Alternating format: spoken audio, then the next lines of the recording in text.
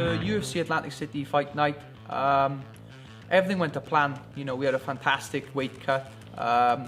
We tried some new things out with it when it comes to the weight cut. I was very happy there. Made the weight quite easy. You know, we were one of the first people to weigh in, really. You know, we were there nice and early. I literally made weight by 8 o'clock the night before. So it was nice that I went straight to bed and everybody else was coming downstairs to cut weight. And like I said, I felt absolutely brilliant there. Mentally, I felt okay. You know, I felt really good there as well.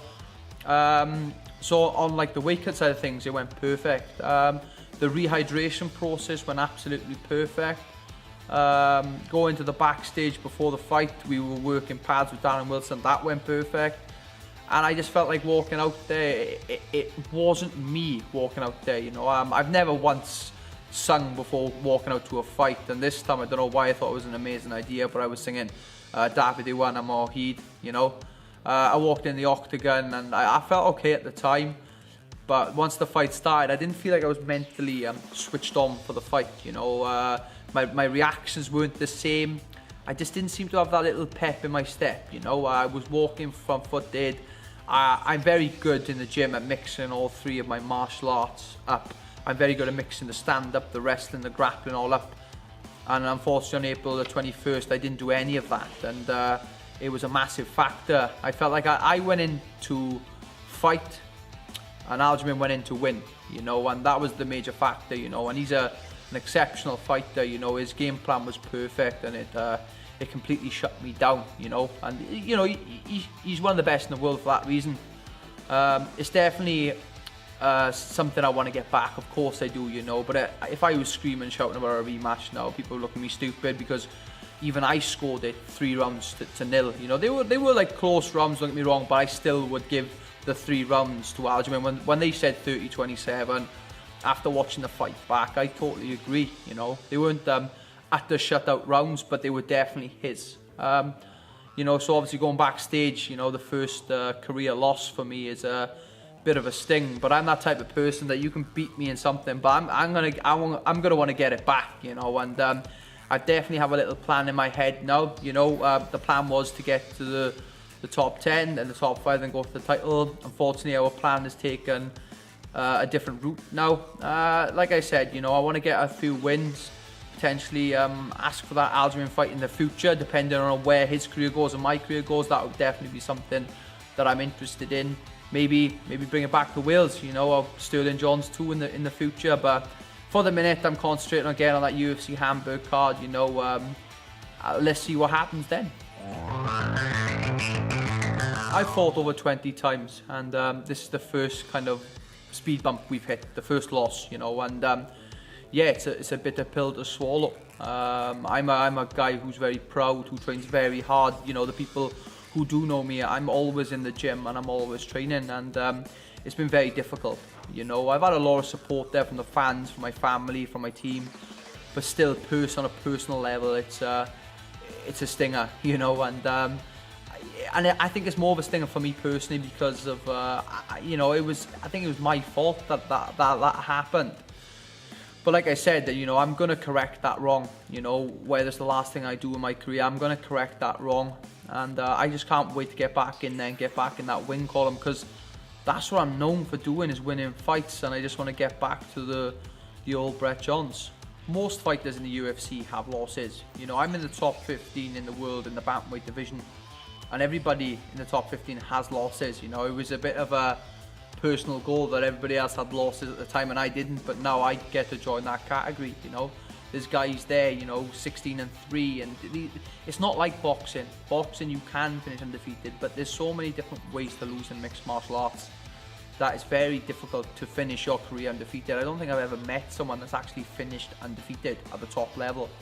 So yeah, you know, I think everybody does lose. You know, I don't any undefeated fighters watching this right now, I don't suggest that you do lose. It's a horrific little patch in your career. But you know, honestly, I hope this is for the better. You know, people say you learn from losses.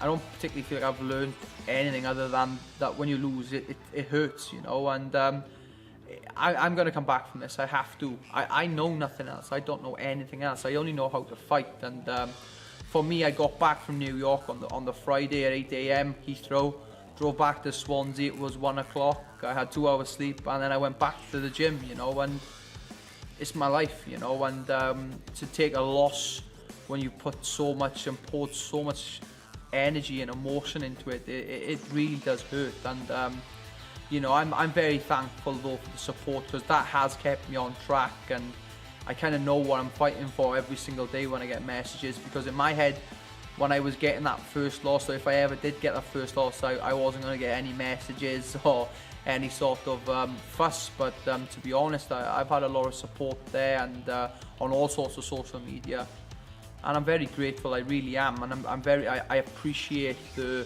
people taking the time to give me a message. There was some bad comments after the fight. There always is for me, but on a personal, there was a lot more positivity going through, and a lot of people that know me were messaging me saying, look, they didn't feel like it was me in there, especially my close training partners. But like I said, we'll come back from this. I trained very hard. It was a perfect camp. It was a perfect weight cut. It was perfect everything. It was just my mental stability in that fight wasn't there at the time. I didn't mentally break. People saw the fight. It was a tough fight, and it was an enjoyable fight to kind of watch back. But the biggest thing for me is I didn't win that fight. And no matter what anybody says in this game, it's brilliant to have them fights, but I want to win. I don't want them too many of them fights. You're gonna have a short career if you fight like that often. But now watching that fight back and seeing the mistakes, I knew that wasn't me in there, and I want to right that wrong, and hopefully I'll get that opportunity in July in Germany. The positivity I've had from all the Welsh fans, everybody knows I'm a fluent Welsh speaker, and I love speaking the language. It's me, I'm a very proud Welshman, and I'm very proud to represent this country. To be the leading man in this game is amazing also, but my job is not finished. I want to keep this support going, and my first task is to bring the UFC back to Wales. My second task is to win that UFC belt, and it's a realistic goal. I always wondered after fighting a top 10 guy whether I really truly felt like I was on that level, and after fighting Aljamain, I know that I am. And to hear it come from Aljamain's mouth, hear it from coming up Matt Serra's mouth, Ray Longo's mouth, it just proved that they have the belief there as well. Even though I was fighting against one of their guys, they had the belief there as well. And there was that was a nice feeling, because I wanted that after the Soto fight, but I didn't really get it because it was a 30-second finish. But after having that 15-minute fight with Aljamain, I know that me switched on, I can be a real contender for that belt. I said this in a previous interview that right now it might seem unrealistic to win that belt, but my eye is still on that prize. But I understand that we need to keep winning. The task is right in front of me. I need to knock these bantamweights down like Skittles, and that's what I want to do. And like I said, it's 11 weeks until Germany. I have my eyes set on that. Whether or not we get on the card, I'm not too sure, but that's what I'm aiming for. I don't want to be sitting on this loss for too long. I'm known to be a winner, and that's what I want to get back to doing. I want to get back to winning ways and enjoy what I'm doing. A lot of the kids in the Chris Reese Academy have come up to me asking questions and stuff, and even though I lost, they still look up and they still smile, and it's nice. It is nice. I would have done absolutely anything to come back as a winner. This is the emotion that I've never actually felt before, and it's tough. But we'll come back from it, and we'll go from there. I just want to thank my teams, my training partners at the Chris Reese Academy. They've been absolutely amazing. My stepdad in the SOC as well. They've been amazing as well, and the training partners. I think they're the unsung heroes of this game. Because without training partners, you won't get where you want to go. At the end of the day, this is an individual sport, but it's a team effort, and without the guys, without my family, this wouldn't be possible. My girlfriend also, they take a lot of time out of their busy schedule to help me out, and it doesn't go forgotten about. I'm very happy and proud to represent them people, and I'm going to continue to do so.